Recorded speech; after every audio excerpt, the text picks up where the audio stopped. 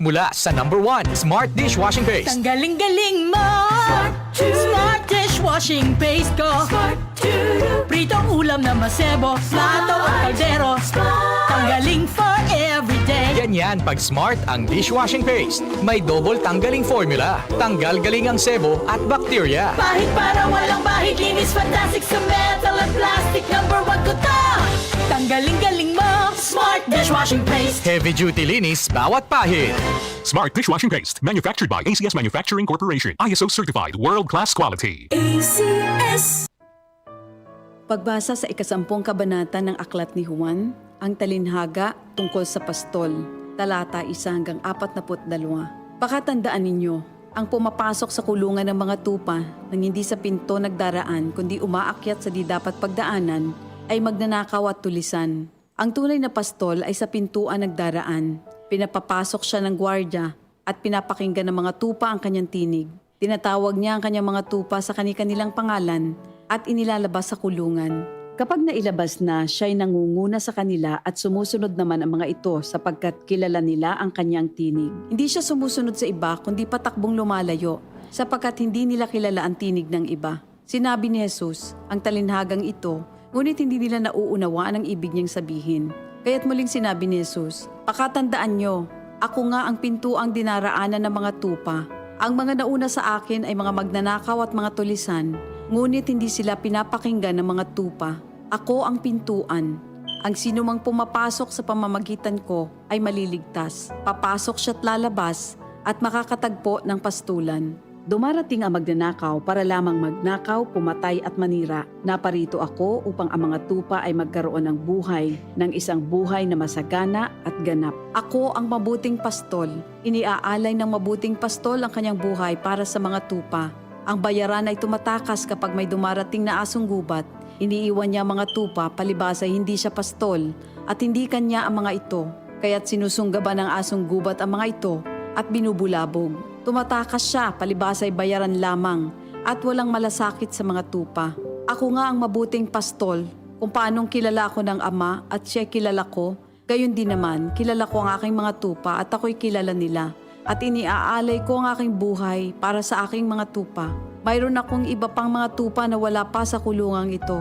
Kinakailangan sila'y ipasok ko rin at papakinggan naman nila ang aking tinig. Sa gayon magiging isa na lamang ang kawan at isa ang pastol.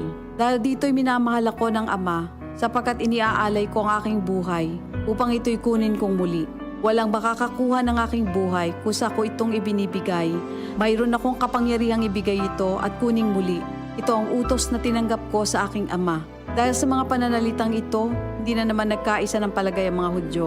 Marami sa kanila nagsabi, talagang sinasapian na ito ng demonyo at nababaliw. Bakit ba kayo nakikinig sa kanya? Sinabi naman ng iba, hindi nakakapagsalita ng gano'n ng isang sinasapian ng demonyo.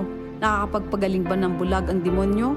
Taglamig na noon at kasalukuyang ipinagdiriwang sa Jerusalem ang pista ng pagtatalaga ng templo. At habang naglalakad si Jesus sa templo, sa portiko ni Solomon, pinaligiran siya ng mga Hudyo at sinabi sa kanya, hanggang kailan mo ba kami ilalagay sa alanganin? Kung ikaw nga ang Kristo, sabihin mo na ng tuwiran. At sumagot si Jesus, sinabi ko na sa inyo, ngunit ayaw ninyong maniwala. Ang mga ginagawa ko sa pangalan ng aking Ama ay nagpapatotoo tungkol sa akin. Ngunit ayaw ninyong maniwala sapagkat hindi kayo kabilang sa aking mga tupa. Nakikinig sa akin ang aking mga tupa. Nakikilala ko sila. Sumusunod sila sa akin. Binibigyan ko sila ng buhay na walang hanggan. Kailan may hindi sila mapapahamak at hindi sila maaagaw sa akin ninuman.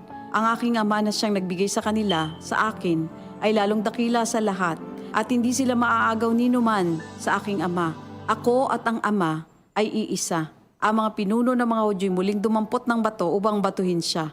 Kaya't sinabi sa kanila ni Jesus, marami akong mabubuting gawang ipinakita sa inyo mula sa Ama. Alin ba sa mga ito ang dahilan at ako'y inyong gustong batuhin? Sumagot ang mga pinuno ng mga Hudyo, hindi dahil sa mabubuting gawa kaya ka namin babatuhin, kundi dahil sa paglapastangan mo sa Diyos, sapagkat nagpapanggap kang Diyos, bagamat tao ka lamang. Tumugon si Jesus, di ba nasusulat sa inyong kautusan? Sinabi ko, mga Diyos kayo.